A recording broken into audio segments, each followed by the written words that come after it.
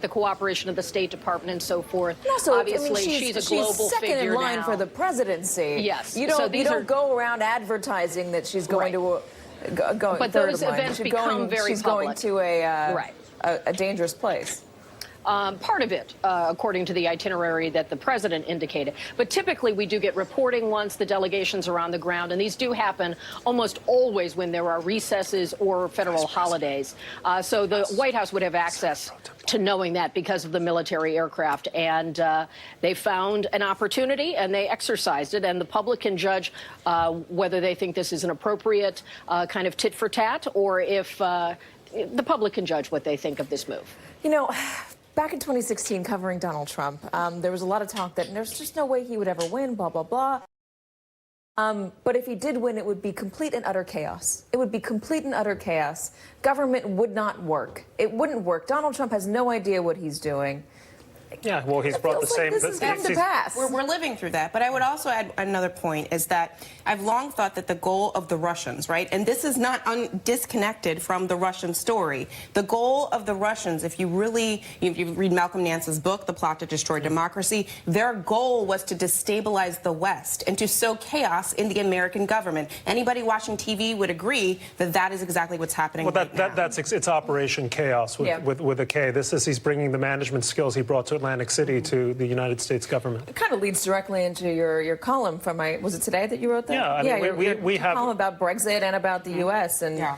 We have a rudderless West. We are adrift, and we're adrift in seas that aren't placid because of Vladimir Putin, because of the threat from China, because of the bubbling up of populist and bigoted movements around the world, from France to Charlottesville. This is a frightening moment to have this kind of dysfunction at the core of American institutions. You think of the World War II when you had FDR and Churchill. This is a very different world. I have one other question for the congressman, because the cover of the Atlantic, the cover story for the Atlantic in March is all about impeachment and all about how impeachment is a tool that is meant to be used, that the founders didn't want it as something that would blow up democracy, that it was something that would protect democracy. And right now, this debate that the country is having about Donald Trump's fitness for office is not getting an adequate airing, because the adequate airing it should be getting should be happening in the House, with an impeachment hearing, with those articles brought to the table and hearings being had.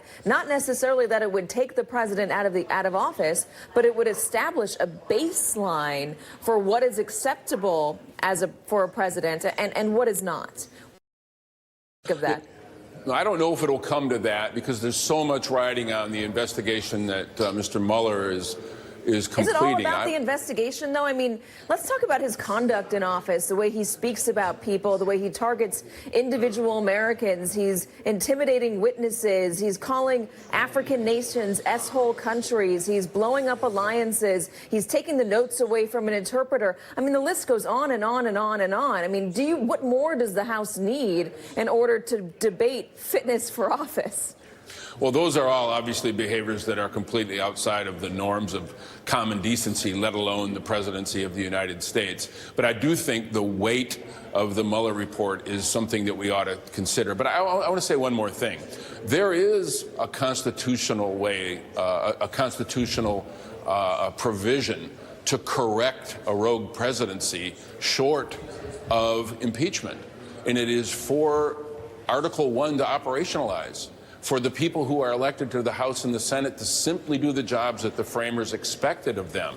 And the thing that has been most disconcerting to me, even with the president's horrendous behavior, is the acquiescence to that behavior by the Senate Republicans, who seem to be willing, essentially, to hand over the franchise that their voters provided to them to Donald Trump to use at his whim. Mitch McConnell, seriously, this is amazing. He acts as though he is an employee of Donald Trump. He has said he will not take action without the permission of the president. Just think about how the framers, who wrote this elegant document anticipating the potential of a rogue presidency at some time, would respond to see these tools being set aside in the name of some acquiescence to a president that is clearly psychologically unstable. Well, there's another constitutional tool, and it's in the 25th Amendment. That is right. Of course, the president has surrounded himself with people who seem to be, at least at this point, primarily sycophants. So the 25th Amendment is a little more difficult to operationalize. But just a few steps away from where I stand right now in the United States Senate rests the complete authority to end the problem that we have right now and exercise our constitutional duties. Congressman Dan Kildee, thank you for sticking around with us. Kelly O'Donnell, thank you for sticking around with us. And same to Brett Stevens and Zerlina Maxwell, second in line for presidency. You're right. Brett You were right. Stevens. I was wrong.